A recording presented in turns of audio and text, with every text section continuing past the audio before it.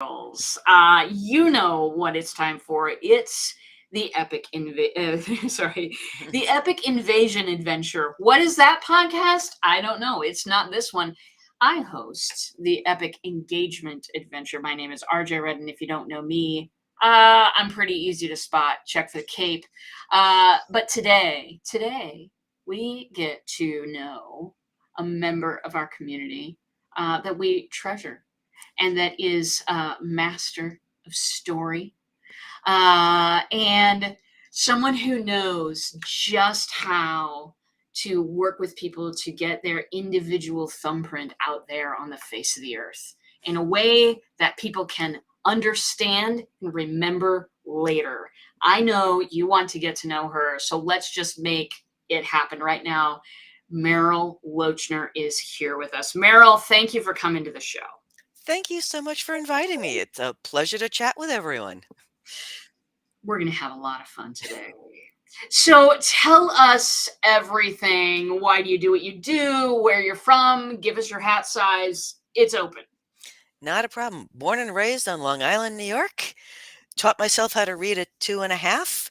Unfortunately, I read by the shape of the word, so I'm a really fast reader. Can't spell to save my life. Have been a published author since the time I was 9, and I went to college for communications, and then I had a decision to make. Did I want to write the great American novel, or did I want health insurance? And so I decided to go into corporate America. And luckily for me, I got a job in the marketing department of a laboratory instrument company, which was great. I'm a nerd. I'm surrounded by all these PhD organic chemists and biogeeks, and this is great. What they quickly realized, though, is all our super smart people are like members of the Big Bang Theory. Really, really smart, have the social skills of wet cats, and have forgotten how to speak to normal people. So my superpower was translating geek to muggle. So I got to work with all these really cool scientists and then turned around and went back and saying, oh, well, my PhD biophysicist is saying we're using multimodality PET spec CT in order to use rodents. I would talk to the press and investors and say, we can look inside a living mouse and see the cancer cells as they grow one by one. And by using this technology, we can see the medicine as it works to shrink those tumors and thus bring these discoveries to human research. There you go. And the press and the investors like, oh, I get it now. Yeah. So when I decided to start my own communications agency, that's what I was looking for, to help people get that, oh, I get it now moment. So I work with scientists, I work with coaches, I work with financial advisors, I work with a lot of cybersecurity teams, people who are really, really smart, but sometimes get tripped up by their own jargon. And so I teach them how to translate it to different voices. I have one cybersecurity guy who wanted to reach out to lawyers. And he's going acronym, acronym, acronym. And the lawyers are going, I don't know what that means. So I taught him how to translate geek to lawyer Yeah. or geek to MBA guy. I worked with one managed IT. I had an entire script out. Here's everything you do. If you're talking to other IT people, use this language. If you're talking to corporate business owners, use this language. If you're talking to retail, use this language. So you're talking about like cybersecurity. You can use all the technical stuff here, and by the time you get to the pizza owner, you say, "We keep hackers out of your computer." It's like, Well, it's so strange because we all think we're speaking English, but we still need a universal translator. You know, gosh, I've seen this in the corporate world too, and I've been the bridge of translation as well, and it's like it's such an important thing, and I don't think that people think talking is communication yep. or writing is communication. hmm Not so. It's language is communicating. We were talking before about AI and how some of the AI voices sound so fake because human beings are messy speakers. The way we speak is different from a written language. So if we write a script, it's going to sound fake because that voice is reading written English.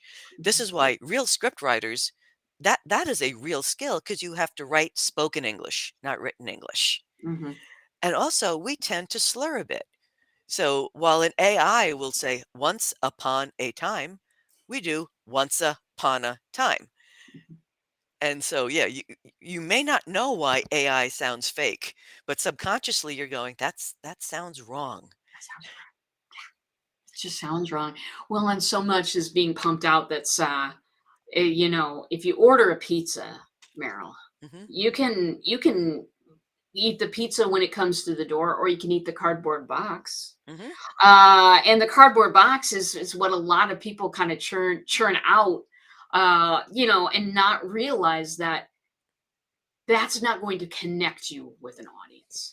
Exactly. And you always hear bandied about to the point of overuse now, authenticity. Mhm. And I think I've overheard it to the point where I'm like, blah, blah, blah, authentic, blah, blah, blah. But you can't be your authentic you if you're faking it. If you're Mhm. going on ChatGTP and like, I'll let the robot come up with my sales pitch and just copy and paste it. But that's not you. That's not the way you speak. I was born and raised in New York, spent 30 years in Connecticut. I went to college in England. I have a unique voice. I have a ridiculously big vocabulary because, I read every book on the planet before I was like 12. I may not know how to pronounce all the words, but I know all these words. So I will the occasional throw in these weird, SAT words that will have a friend going, "What?" It's like, but that's the way I speak. And my friends recognize this. So we each have our own unique language, and it's regional. It's for your industry. If you're a lawyer, you use words that you don't use when you're not a lawyer. I was talking to one lawyer, so he's talking about the matter. Like, what is a matter?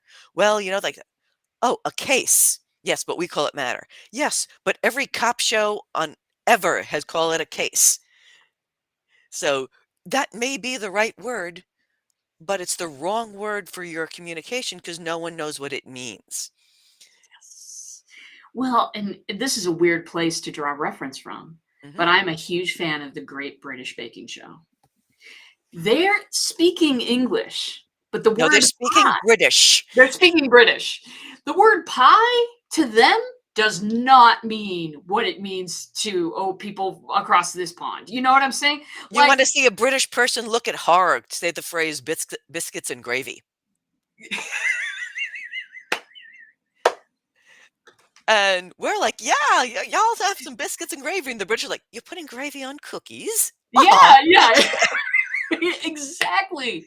Exactly. I There lived in are England. I spent my junior year of university in England, and literally when we got off the bus to get to campus, there was these signs saying, "Car boot sale."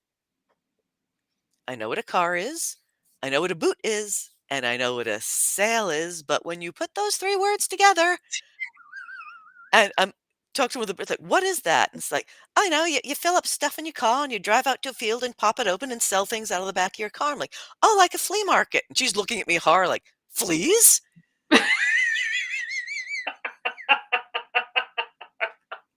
And so, same language, a lot of similar words, very different meaning on those words. And the same thing with acronyms. Again, I'm working for a laboratory instrument company in the business side.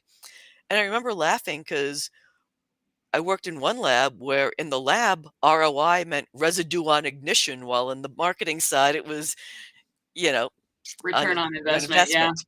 And so, yeah, just people throwing out these various and sundry acronyms. I'm working with a client now. We're producing a podcast. And he's like, I want to call it this. I'm like, oh, in certain circles, that's a really bad acronym. We're gonna need to change that. And it's just like, well, what's the acronym? Like, you just type it into Google under Urban Dictionary. Oh, let's not use that acronym. Yeah. No. Oh, I'm so glad you were there for that person. Yeah. Well, and even, I mean, I work with people sometimes on their branded stuff, and even harder is when you don't know what the language is of your client. When you're aiming to try to connect with somebody, but you don't know their language, it's like, it's like talking to people that don't understand English, Well, that's just it. You cannot be a coach or a brander or any kind of storyteller to work with them if you're not speaking the same language. I mean, I would never walk into a mechanic's and start talking about my car because my language would be, yeah, the swirly thing with the red blinky lights going boing, boing, boing. yeah. Yeah. Because so that's why if you're a coach, you need to surround yourself with people who understand your language and you need to get to understand their language. You cannot help them unless you're speaking the same language. And that's one of the things that takes a lot of time and work. You can take marketing training and sales training and operations and you can do all of this stuff. But if you're hitting a specific niche, you damn well better be fluent in the language of what language of that niche.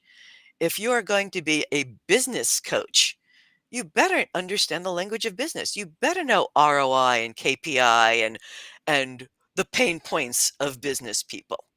Because if you just show up there all butterflies and rainbows, there's going to be a problem.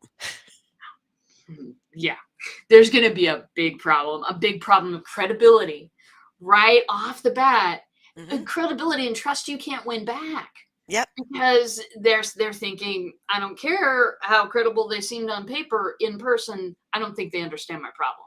And then Hmm. you're just done. Yep. Absolutely. We always call it almost the in jokes. I would usually ingratiate myself with the scientists and geeks and companies I would work with by letting them know I'm one of you. I may be in the office, I may be with dressed in a suit as opposed to a lab coat, but I remember one time we went out to this introductory dinner and we had a bunch of scientists and my boss and a bunch of the board of directors. And I look over and they had this weird, strange looking kind of circular espresso machine. And I said, that looks like a Dalek. And all the lab geeks were like, "One of us!" One of us. And, all the MBA folks are like, "A what? Is that a brand of espresso?" That's so beautiful. For those of you who don't know, Dalek comes from Doctor Who. Mhm, One of the longest standing series running on television. mhm. All these other big franchises had a break. Doctor Who's been running for 40 years, baby. So Yep. look it up, you'll love it. Yeah, no, Uh, absolutely. And it's people like to surround themselves with the familiar. Well, I always tell people, don't surround yourself with yourself. As human beings, we tend to do that. We tend to be around people who get our jokes, who yes. like the same things we do. And so if you're trying to build that personal connection with a client, you have to find out what they love. And it could simply be if you're on a Zoom call, if they're like, this is my living room, you could be going, oh, she's got a lot of books. So, are you a reader? Oh, I'm a reader. Oh, you're a reader too. Let's geek out about books for a while. I mean, the first time I met RJ, I noticed the goggles. I'm like, steampunk forever. Yes. Yes. Oh my gosh. Well, I mean, I love how that how powerful stories are. Hmm. That I mean, when it comes down to it, I tell the story. Sometimes it was me sitting in a bookstore, waiting for midnight, dressed up, with a whole bunch of people that I didn't know, trading Harry Potter jokes. I mean, often I think about that moment and I think, what a book, a story Hmm. inspired so much action. A ton of people got into reading. Hmm. I loved those books. Yep. Costumes were made. I do have a wand. I mean, it inspired so much action. And as people who have, I mean, service based businesses, Hmm. we all have a story that is just as compelling and inspiring. Sometimes we just don't know how to get it out. Oh, absolutely. One of my clients is a personal injury attorney. You know, if you've ever gone to a Zoom networking group, you'll have one of those and they'll do the I'm a personal injury attorney in medical malpractice. If you've slipped and fall, you may be capable of getting a, and it's like, that's nice, that's nice, that's nice. 30 seconds later, what do you do again? Yeah. Because there's no hook there. Yeah. That's what a story is. A good story will trigger an emotional response, it will trigger a dopamine flow, and it will take the information into long-term memory. So I was talking with this personal injury attorney, and I said, "Well, how did you be what made you decide to become a lawyer?" And she's like, "When I was 20 years old, I was crossing the street and got hit by a car.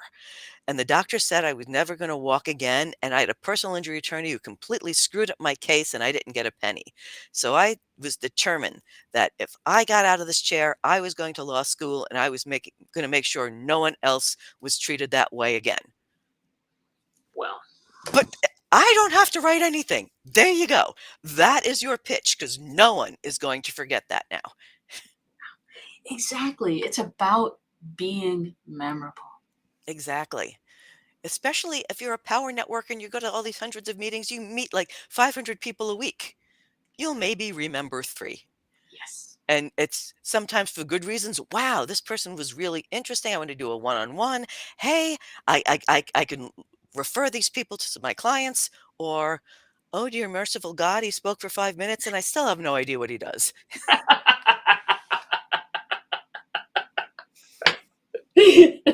Oh, I'm only laughing because I know what you're saying. Ah, holy moly. Yes. How do you stand out? And one thing, I mean, have you ever, in all of your travels, in all of the jobs that you have done, have you ever met somebody who didn't have a story? I've met a lot of people who didn't think they had a story. They think, oh, I'm just average. I'm just like everybody else. We're snowflakes. No, two of us are alike. Everyone is completely different. And like I said, I learned that, like I said, when I moved to England. It's just oh, they're just going to be like us, but with classier accents. No, it was completely different. I also went to college in New Hampshire. And typical New Yorker, oh, where are you from? I'm from the island. What island? Exactly. And so you kind of have to get out of your own head that everyone's like me, I'm nothing special. You are. You've had experiences that nobody else on the planet has had. You have had thoughts. You've read books in a different way. You may see colors differently. I dated a guy in college who was colorblind and didn't find that out until he went on a job interview and showed up in a bright turquoise suit with a bright yellow shirt. And we're like, "What are you interviewing for?" Ice cream man. He didn't know he was colorblind. And you have to realize that you are unique. There's 40 billion coaches out there, but you offer something that no other coach out there does. You have different experiences, different ways of looking at things. That's why I always say don't surround yourself with yourself because you need those different perspectives. Another way of looking at something. You could be 100% sure you're right until someone asks a question and you go, "Oh, I never thought of it that way." And if you can surround yourself with people like that, as a coach, that's what you need to be for your clients.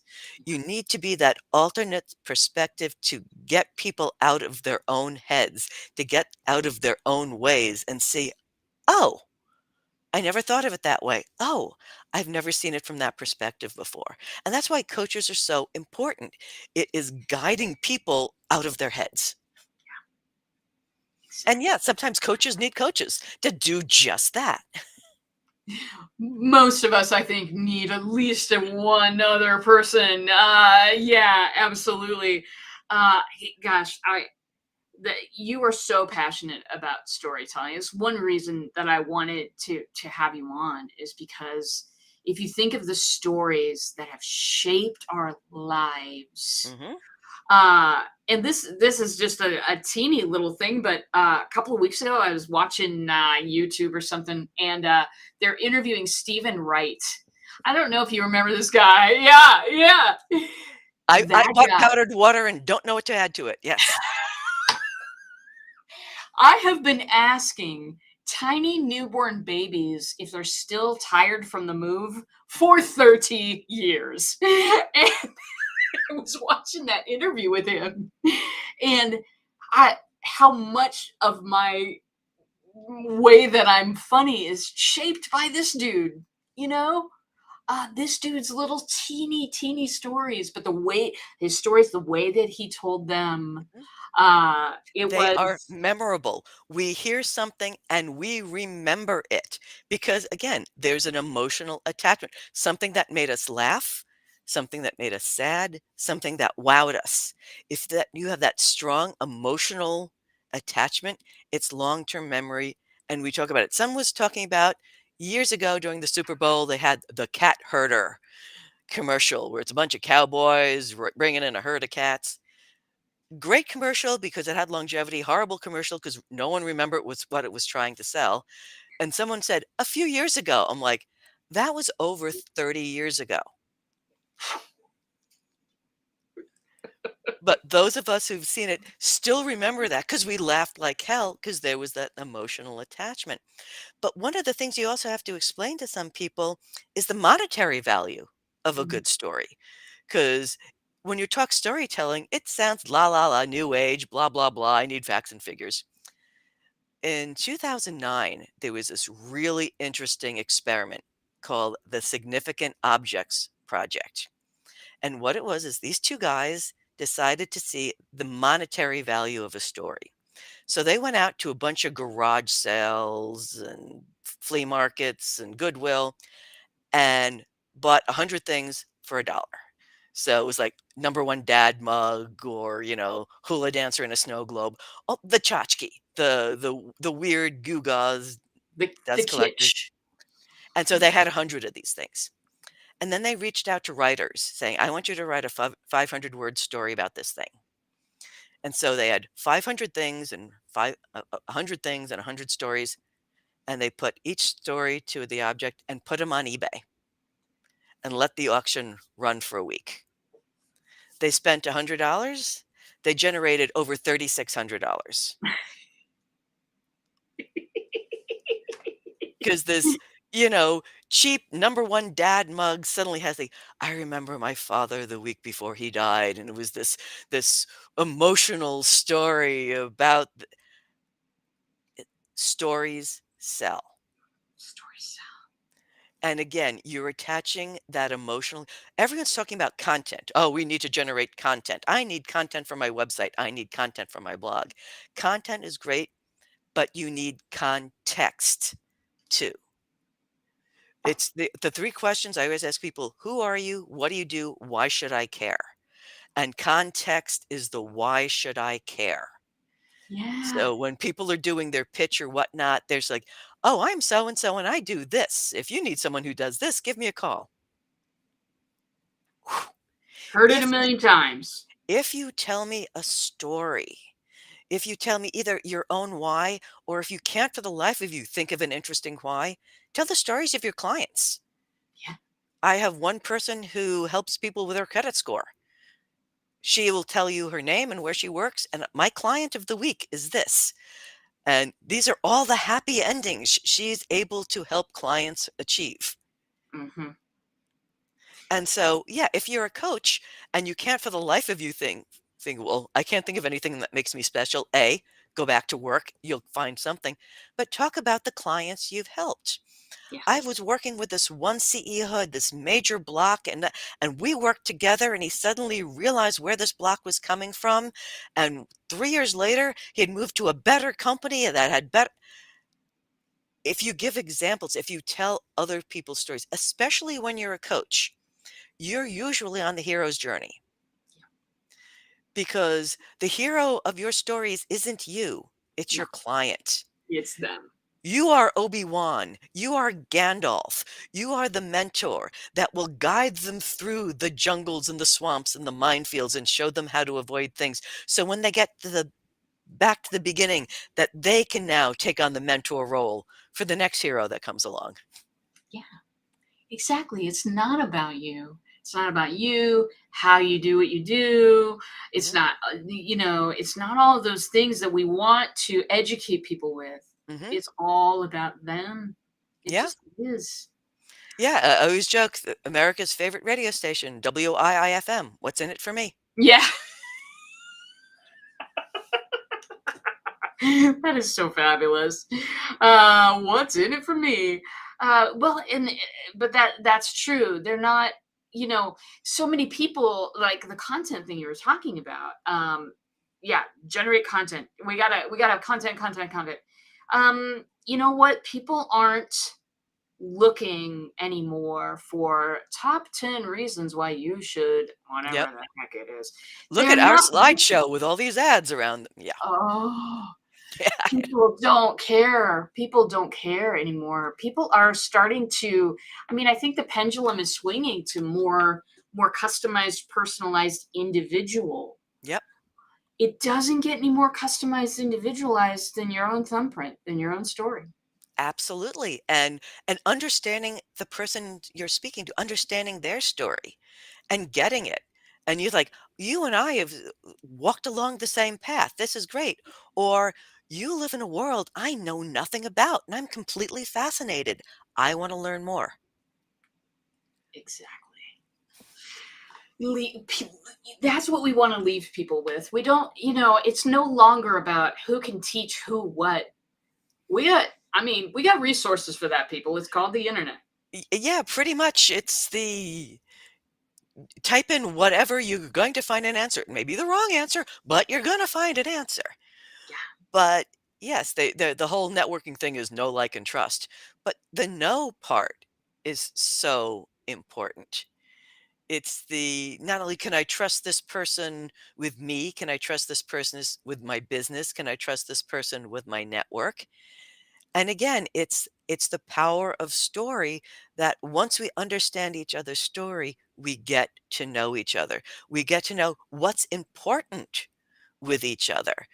And the fastest way to build that connection is to make someone feel known, feel seen. It's like, this person gets me. exactly. This person gets me. Because, I mean, especially with coaches, where some of us are people that like to kind of get down in deep with other people. Hmm. That's a state of vulnerability. That is a state, that people kind of are afraid to be in sometimes. And where there's no trust, there's no connection. Yeah, There's no, absolutely. And pretty much without that story, you're transactional. It's the first thing that people are going to do is price. It's just like, oh, that seems kind of expensive. I was talking to another coach and they're much cheaper than you. I mean, seriously, when you watch Apple introduce the iPhone 100 or whatever the hell up to, do they ever talk price? It's the this is the brand, this is the cool thing that does. You want it, you're going to buy it. It's the whole shut up and take my money thing. Yeah, yeah. And because if you don't have that differentiator, if you don't have that inherent value, it's transactional. It's the, yeah, you're kind of expensive. I found this guy in the Philippines on Fiverr. I'm just going to go that way. Yeah, exactly. And again, the Exactly. significant objects. If you have a good story, you can charge more. Always. It means more. It has more value. And it's that not so much the intrinsic value as the appealed value. It's the this values to me more. There's a personal care brand called the Beekman Boys or Beekman 1801. And when they first started, it was two gay guys in a farm, goat farm in upstate New York, trying to figure out how to pay the mortgage on a farm. And one way they did this, they grew these kind of tomatoes that were developed during the Depression called Mortgage Lifter. And like, okay, we're going to make spaghetti sauce out of Mortgage Lifter tomatoes. And if you buy this spaghetti sauce, you're going to help us pay off the farm's mortgage. Great. Then they were in a reality show, won $1 million, and like, cool, we can pay off our own mortgage, but we have this whole process. I know we're going to pay off other farmers' mortgages. And so you go to Target, you go into their spaghetti sauce. You see their spaghetti sauce next to Acme spaghetti sauce. Acme spaghetti sauce is 99 cents. Their spaghetti sauce is $7.99. You look at the ingredients, exact same ingredients. They couldn't keep their spaghetti sauce on the shelf because every time I bought it, I like these guys. I want to see them succeed, and I'm helping a farmer pay off their mortgage. Yes. I buying the story. I'm buying 99 cents of spaghetti sauce and $7 worth of story. Well, I mean, and that's really it. That's the central theme right there, is that people will absolutely, it it elevates the relationship quality. It speeds up the get to know you process. Mhm. It does so many things, and knowing how to do it right is absolutely essential. So I'm going to put this link up for folks. Will you tell people it's the link to get a hold of you here? There it is. Yep. That is my website. It's Smith Douglas with 2 S's.com. Smith is my mom's maiden name. Douglas is my grandmother's name. I'm the third generation of women who work. And I started Smith Douglas Associates, and the associates are all the people I surround myself with who are do things that I can't do. So if you come to me like, Merrill, I need a so and so, I can help you, or I got a guy. Yeah, exactly. Hit this lady up on the website. It's vital these days that you know how to tell your story properly. Hmm. It's vital that you know your audience well Yeah. enough to connect with them. Hmm. If you don't know how to do that, it is super possible to lose out to all of to think that you need to put up another 10 knowledge pieces. It's vital that people know your story, my folks. No, absolutely. And here's the other clue. Once you've got your story, you have to figure out different ways to tell it. Because remember, you need to speak different languages to different people. So you may think this is really important. Well, the person you're speaking to may think something else is important.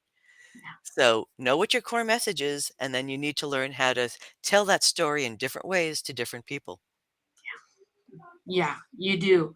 You can't tell the same story at a 3-day event Hmm. that you do on a 15-minute summit spot. Exactly. Yeah, yeah. Hmm. So know your story, know the difference in your audiences, know these things, and most importantly, get to know Meryl because she is ridiculously fun. And the lady absolutely knows her stuff. Last question before we go, Meryl. How do you engage your audience? Talk. We talk a lot. And like I said, I find out again their stories. What made you decide to become a financial advisor or a lawyer or a biophysicist or a janitor? Because everyone's a walking autobiography. Everyone knows at least one thing I don't know, and damn it, I want to know what it is. Exactly. So always be curious, have that little kid curiosity. And why? Why did you do that? Who? Where? When? If you can talk to someone and they make them feel like the most interesting person on the planet, that's some major superpower right there. It's beautiful. It's beautiful. And well, thank you for referencing superpowers as well. Special points for that. Beautiful. Well, my friends, it's about time to wrap it up and go for this week.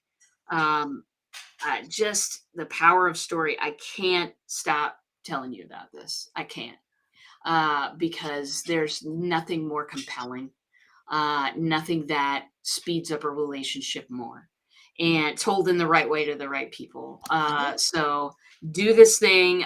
We will, of course, be back, same bot time, same bot channel next week. Next week, holding an event as well with my friend Steve Rosenbaum, and we're going to be talking about a brand new way to welcome people in your tribe, connect with people, and welcome them to your tribe in 42 seconds. He says. 42. I want to know what's happening in 42 because that's pretty fast. Do you know where your towel is? And you got to know where your towel is. Thank you for that reference. You are amazing with references. Clearly, this is the woman who knows the stories. So thank you, everybody. Thank you, Meryl, for coming on and hanging out with us and letting my community meet you. This has been awesome.